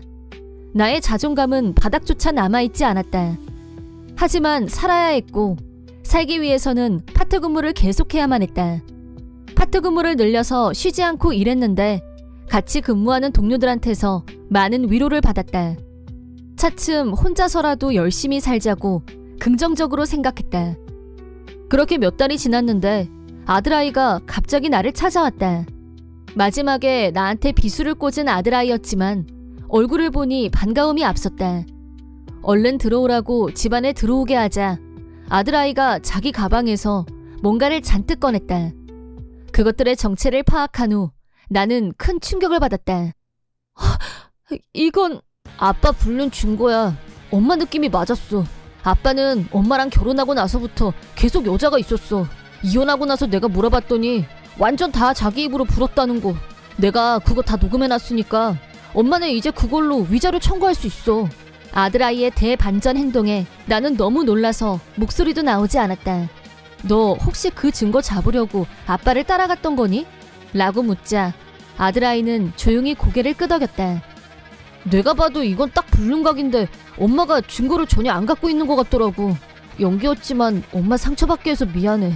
어디까지나 내가 아빠 편이라고 믿게 해야 증거를 더 빨리 찾을 수 있을 것 같아서 그랬어. 엄마 힘들었지? 진짜 미안해. 이제 증거도 잡았겠다. 이걸로 아빠한테 불륜 위자료 당장 청구해. 그리고 나 사실은 엄마랑 살고 싶어. 아들아이의 든든한 모습에 나는 눈앞이 흐려졌고 아들아이 앞에서 펑펑 울고 말았다. 아들아이도 처음 이혼 얘기를 들었을 때는 나하고 같이 살겠다고 말하려고 했지만 불륜 증거도 없고 남편은 완전 부정하는 가운데 내가 위자료를 10원 한 장 받을 수 없는 상황이란 걸 알고 자기가 남편을 이용해서 증거를 반드시 잡아야겠다고 결심한 모양이었다. 아들아이는 기지를 발휘해서 남편을 안심시켰고 여자와 같이 있는 증거 사진을 수집했다. 완전히 방심한 남편의 허점을 파고들어서 이혼 전부터 이미 불륜관계였다는 증언까지 녹지 않은 데 성공했다. 이제 겨우 15살인 아들아이가 그런 생각을 하고 행동으로 옮겼다는 게 믿어지지 않았고 진심으로 놀랐다. 하지만 나는 남편의 불륜 증거가 나왔다는 것보다는 아들아이가 나를 위해서 이렇게까지 했다는 게 고마웠고 다시 나한테 돌아왔다는 사실이 감격스럽고 너무 기뻐서 어쩔 줄을 몰랐다. 그런 나를 보면서 아들아이는 엄마, 지금 엄마가 할 일은 울고 있는 게 아니라 빨리 아빠한테 법적인 책임을 물게 하는 거야. 엄마는 지금까지 엄마 역할을 충분히 다해왔어. 자기 불륜한 거 엄마한테 숨기고 그냥 빠져나간 거 위자료 받아내야지. 아들아이의 말에 정신이 번쩍 드는 나는 당장 행동에 나서기로 했다. 아들아이의 정보에 의하면 남편의 불륜 상대는 같은 회사에서 일하는 젊은 여자였다. 남편 회사에 내용 증명을 보냈고 불륜녀에게도 똑같이 서류를 보냈다. 그러자 그 사실을 알게 된 전 남편이 나한테 득달같이 전화를 걸어왔다. 이게 뭐하는 짓이야? 너랑 나 이미 이혼한 사이잖아. 다 끝난 사이에 이게 무슨 개뼈다귀 같은 짓이냐고? 라고 노발대발하길래 불륜 위자료 청구는 이혼 후에도 얼마든지 할 수 있다는 거 몰라? 당신 좋아하는 증거도 충분히 있으니까 위자료 청구 들어갈 거야. 기다려. 내가 반격하자 남편은 네가 어떻게 그런 걸 라면서 급 당황하길래 아들아이 덕분이라고 하자 남편은 뒤통수를 세게 맞은 탓인지 전화기를 붙들고 숨도 제대로 못 쉬고 있는 게 고스란히 느껴졌다. 그 다음은 착착 일이 진행됐다. 남편과 불륜녀가 절대 아니라고 오리발을 내밀어봐야 음성 녹취가 버젓이 있었고 두 사람 투샷 사진도 확보되어 있었다. 이건 모두 아들아이의 집념이 불러온 대반전이자 기적이었다. 이 정도 증거가 단단히 받쳐주자 더 이상 빠져나가지 못했고 남편도 백기를 들고 위자료를 지불하겠다고 동의했다. 또 회사에도 이미 불륜 사실이 알려졌기 때문에 불륜녀는 지방으로 좌천당했고 남편은 관련 하청업체로 이동 및 강등 처분을 받게 됐다고 한다. 남편도 설마 아들아이가 자기를 심판받게 만들 줄은 꿈에도 생각하지 못했었는지 진상을 알고 나자 완전히 멘붕이 온 것 같았다. 그리하여 나는 마침내 아들아이 덕분에 남편과 불륜녀 양쪽으로부터 위자료를 받아냈다. 물론 아들아이와도 같이 살게 됐다. 남편과 이혼하게 됐을 때는 내가 아들아이를 얼마나 사랑하는지 전혀 전달되지 않았다고 슬퍼하고 좌절하면서 괴로워했었는데 지금은 그런 고민은 눈 녹듯이 다 사라졌다. 아들아이는 또 이제 반년만 지나면 나는 고등학생이니까 알바할 거야. 첫 월급 타면 엄마 좋아하는 회전초밥 내가 근사하게 쏠게. 기대해. 라며 어느새 다 큰 어른처럼 말하는 게 너무 든든하고 눈물이 글썽할 정도로 행복했다. 이번 영상은 어떠셨나요? 재밌게 보셨다면 구독, 좋아요에 댓글까지 달아주시면 감사하겠습니다. 그럼 다음 영상에서 만나요.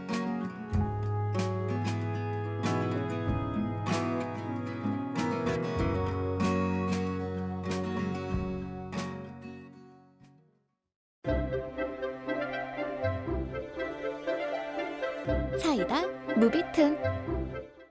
내 이름은 성실한. 건설회사에 다니는 나이는 23. 한부모 가정에서 자란 나는 한때 노는 애들과 어울렸던 탓에 학력은 중졸이다. 하지만 원래는 성실한 성격이었고 중학교 졸업 후 지금 다니는 회사에 취직했는데 회사에서도 좋은 평판을 받고 있다. 지금은 내 밑으로 후배도 많이 있다. 이 일은 내 적성에도 맞고 보람도 있기 때문에 성실하고 착실하게 잘 살아왔고 1년 전에는 여친도 생겼다. 내 여친 어장이는 나와 동갑인 23살이다. 아버지는 큰 은행의 높은 분이었고 금수저였는데 부모님과 같이 살고 있던 어장이는 직장은 다니지 않았고 항상 느긋해 보였다. 어장이와는 술 모임에서 알게 됐는데 천진난만하고 미워할 수 없는 성격에 끌려서 사귀게 됐다. 어장이와 사귀게 된 뒤로는 내 생활이 예전보다 훨씬 더 알차게 변한 기분이었다. 쉬는 날에는 어장이와 데이트를 했고 같이 밥도 먹고 즐거운 시간을 보내다 보니 어느새 결혼까지 생각하게 됐다. 사귄 지 1년 되는 기념일에 나는 반지를 준비해서 어장이에게 프로포즈했다. 그녀의 대답은 기꺼이. 내 청혼을 받아줬다.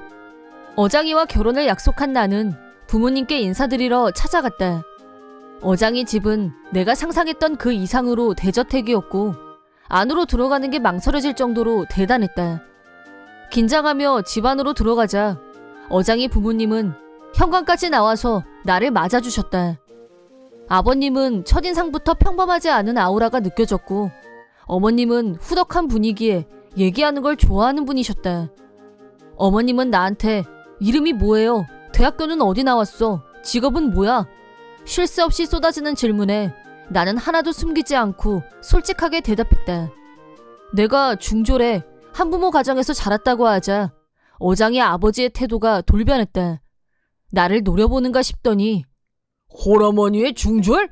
여긴 너 같은 애가 고개 들고 올 곳이 아니야. 라고 하더니 갑자기 내 멱살을 잡으려고 달려들었다. 무방비 상태에서 당한 나는 바닥에 패대기 쳐졌는데 손목이 삐끗하면서 강한 통증과 함께 바닥에 널브러졌다. 옆에서 보고 있던 장의 어머니는 아우머. 아유, 젊은 애가 저게 뭐니? 장이야, 너 저런 애랑 헤어져야겠지? 라고 했다. 그러자 어장이는 아빠가 살짝 치니까 바로 자빠지는 거 실화임? 대박. 혼란 깬다. 라고 하더니 헤어지자고 했다. 어장의 아버지는 나를 집 밖으로 내던졌고 나는 마지막 힘을 모아 병원으로 갔다. 엑스레이 촬영 결과 손목에 심각한 골절상을 입은 게 확인됐고 바로 수술에 들어갔다. 회복될 때까지 일도 쉬어야 하고 순간적으로 기분이 바닥까지 가라앉았다. 병실 침대에 누워서 곰곰이 오늘 일을 되씹어보니 생각하면 할수록 어장이와 그 부모에 대한 분노가 솟아올랐다. 홀어머니의 중졸이란 이유로 대체 왜 이런 모욕과 폭력을 당해야 하는 건지 납득할 수 없었던 나는 어장의 아버지를 그냥 둘 수 없다고 생각했다. 그렇다고는 해도 병원으로 불러서 사과받는 것도 좀 아닌 것 같고 우선 퇴원할 때까지 냉정하게 생각해보기로 했다. 그러던 중에 잘 아는 변호사님이 문병을 오셨길래 자초지종을 말씀드리고 있는데 그때 어장이와 그 부모가 병실로 찾아왔다. 어장의 아버지는 내가 얘기하고 있던 사람이 변호사라는 건 당연히 몰랐고 병실로 들어오더니 너 골절상 입었다며? 잘 들어. 너 어디서 다쳤는지 절대 말하면 안 돼. 네가 쓸데없는 말을 한 순간 내가 너 그냥 두지 않을 거라는 뜻이야. 라고 협박했다. 옆에 있던 어장이까지 거들면서 떠들고 다니면 내가 SNS에 네가 한부모 가정에 중졸이라고 다 소문낼 거야. 라고 했다. 내가 누구 때문에 골절로 수술을 받았는데 고작 한다는 게 협박이라니 어이 상실이었다. 인내심의 한계를 느낀 나는 어장이 아버지한테 피해 신고 접수할 겁니다. 그리고 200억 예금하는 것도 취소할 예정입니다. 라고 조용히 경고했다. 어장의 아버지는 뭐? 200억? 무슨 헛소리를 하는 건지 너 머리도 엑스레이 한번 찍어보는 게 좋지 않겠냐? 홀어머니의 중졸인 애가 200억이 네 집 애 이름인 줄 알아? 어디서 허풍이야? 라면서 비웃었다. 그러자 상황을 지켜보고 있던 변호사가 입을 열었다.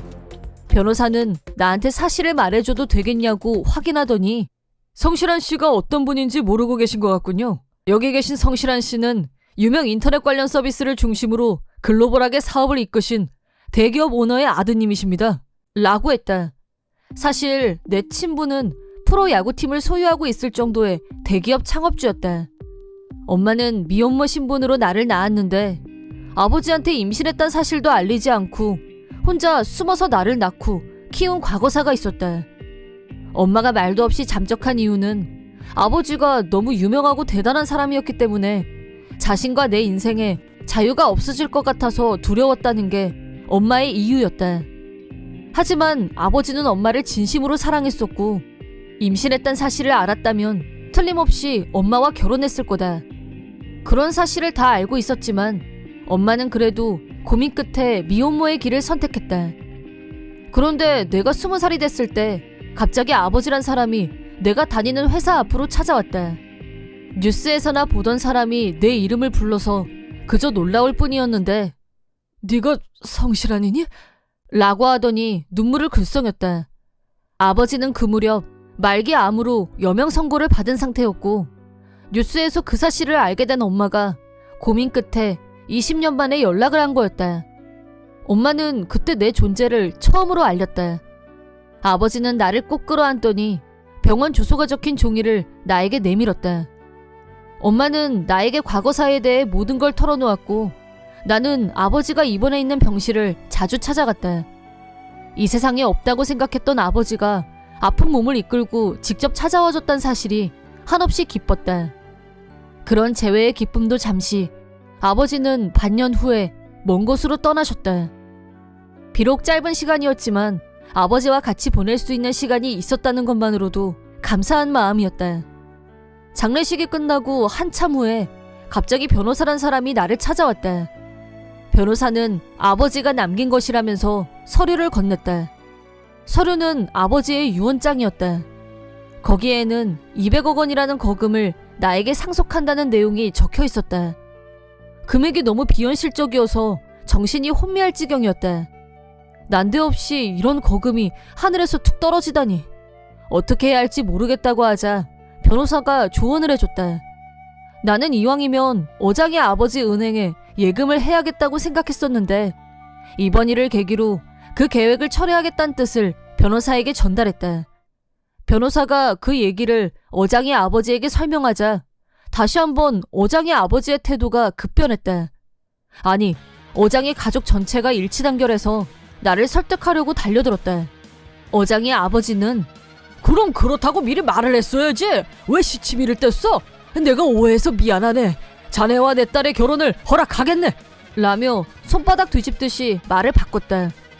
어장의 어머니는 자네처럼 우리 딸한테 딱 어울리는 사람은 내가 일찍이 본 적이 없어 라고 했고 어장이도 뭐가 좋은지 고개를 끄덕거렸다. 자기들끼리 신이 나서 북치고 장구치는 꼴을 보다 못해 내가 다친 거 보이시죠? 이건 위자료 청구할 겁니다. 예금은 다른 은행에 거래할 겁니다. 물론 댁의 따님과 결혼할 생각도 없습니다. 라고 확실히 말하고 세 사람에게 병실에서 나가달라고 정중하게 요구했다. 어장의 아버지는 손에 돈 좀 쥐었다고 어디서 건방이야? 네가 뭐가 대단해? 라며 화를 냈다.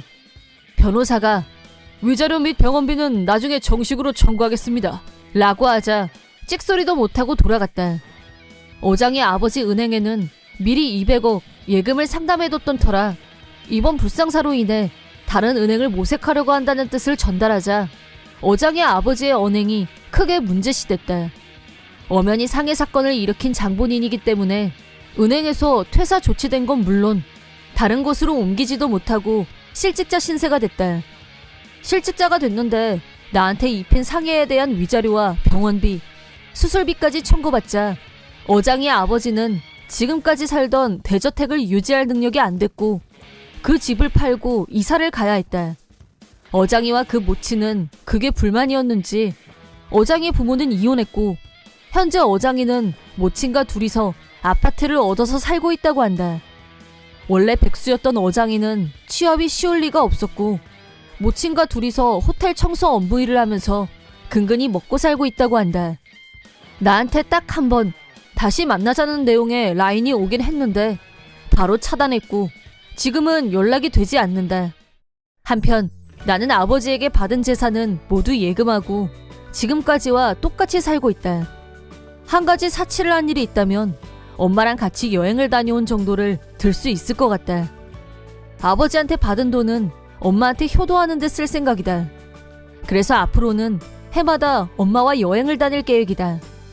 이번에는 결혼할 인연이 아니었지만 한번 실패를 교훈 삼아 더 좋은 사람을 찾아보려고 한다. 특히 다음에 만날 여자는 경제적으로 자립한 여자를 만나야겠다는 게 내 생각이다. 이번 영상은 어떠셨나요? 재밌게 보셨다면 구독, 좋아요에 댓글까지 달아주시면 감사하겠습니다. 그럼 다음 영상에서 만나요.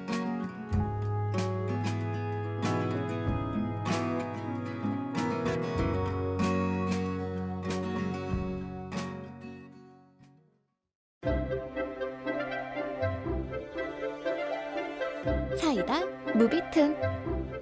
내 이름은 신용남. 23살이고 광고 대리점에 근무하는 평범한 회사원이다.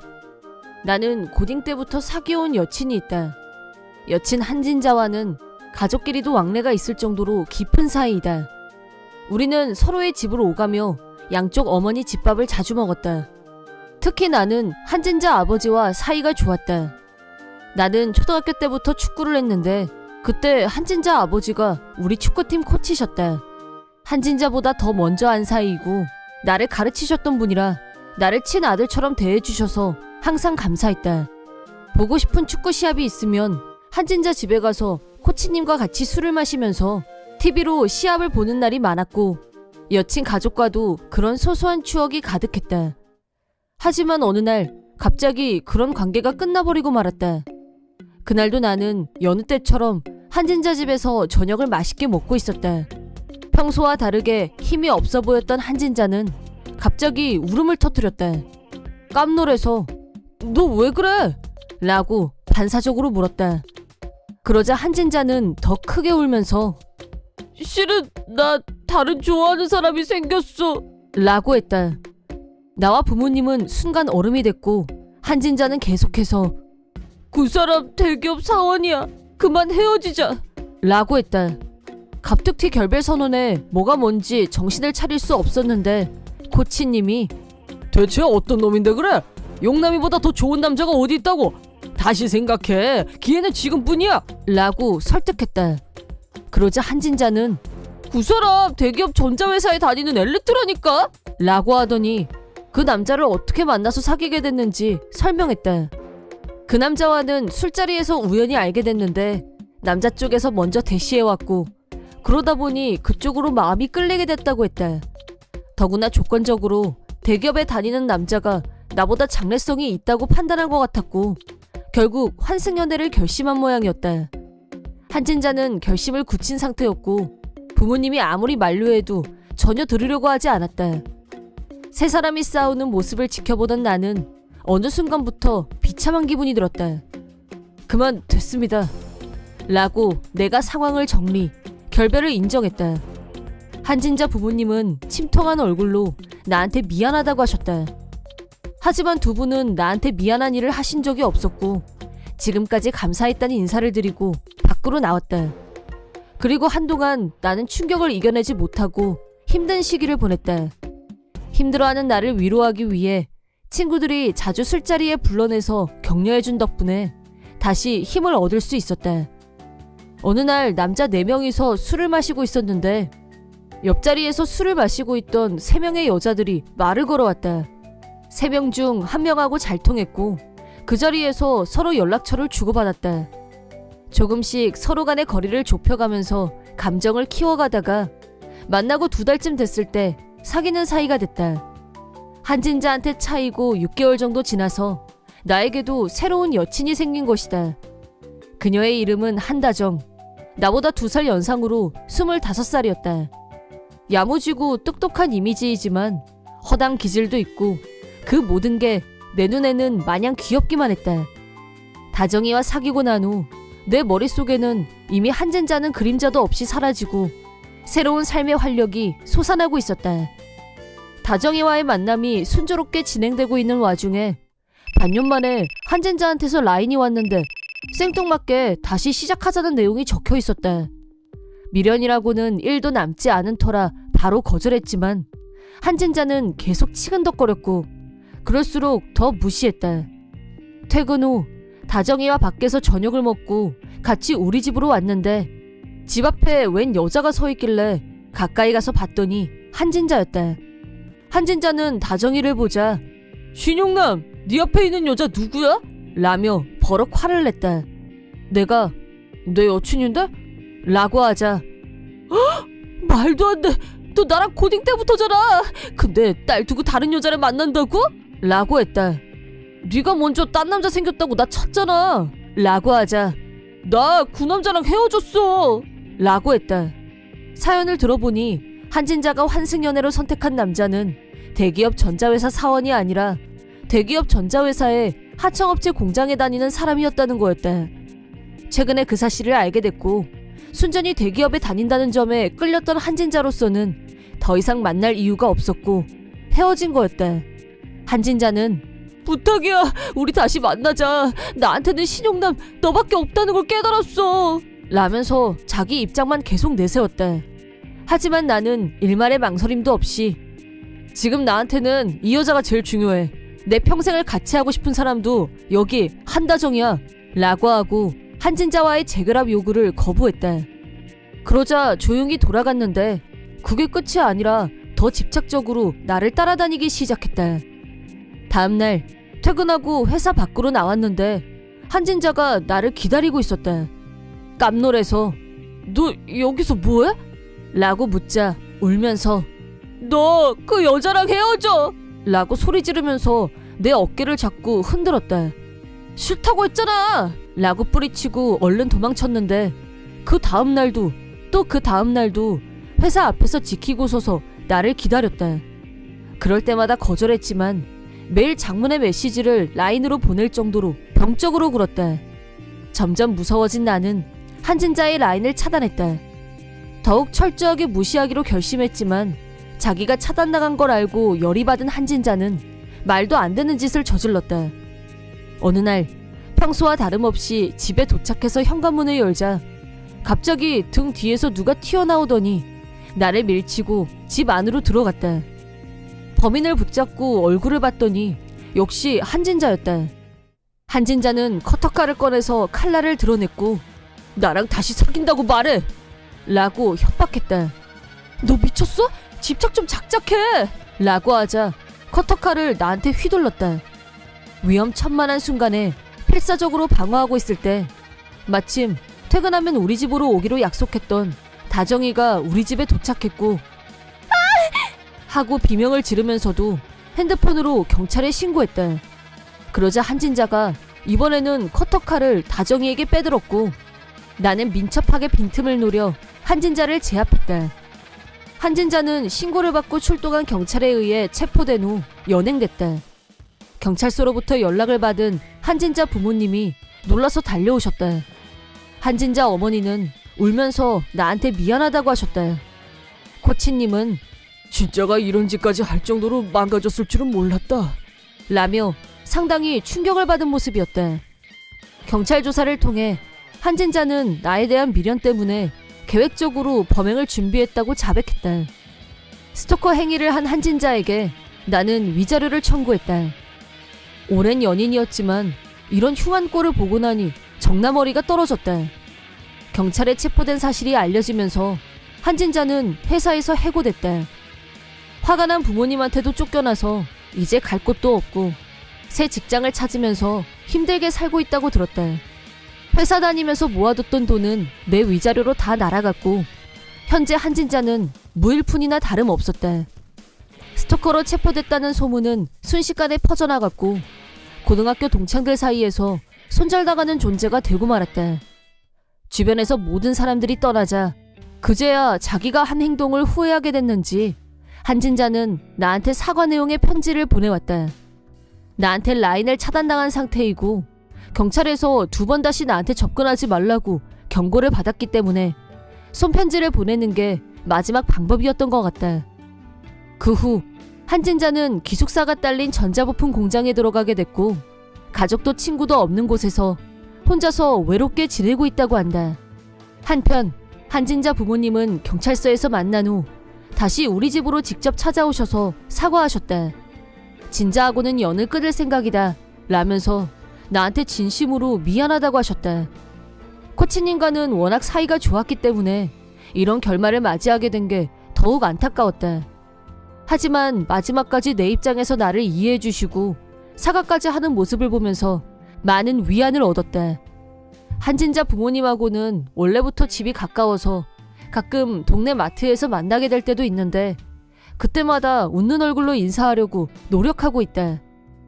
두 분 모두 자기 딸 때문에 마음고생을 많이 하셨는지 전에 비해 많이 말라 보이는 게 마음에 걸렸지만 앞으로 기운을 내서 전처럼 건강하게 지내시길 진심으로 바라고 있다. 한편 나는 다정이와 1년 반 정도의 연애 기간을 거쳐 결혼했고 결혼 후에는 바로 아이가 생겼다. 예쁘고 건강한 딸아이가 태어났고 우리는 새 식구가 되어 행복하게 잘 살고 있다. 한진자의 일로 아내에게 마음고생을 시켰기 때문에 앞으로는 두 번 다시 그런 일로 힘들게 하지 않겠다는 마음으로 절대 트러블에 휩싸이지 않으려고 조심 또 조심하고 있다. 내가 힘들 때 내 옆을 든든히 지켜준 아내와 사랑스러운 딸아이를 위해 나는 지금보다 몇 배로 더 든든한 남편, 아빠가 되고 싶다. 사랑하는 가족이 있다는 것에 감사하면서 더욱 열심히 일하는 건 물론 가족과의 시간도 소중히 하는 사람이 되리라 다짐해본다. 이번 영상은 어떠셨나요? 재밌게 보셨다면 구독, 좋아요에 댓글까지 달아주시면 감사하겠습니다. 그럼 다음 영상에서 만나요.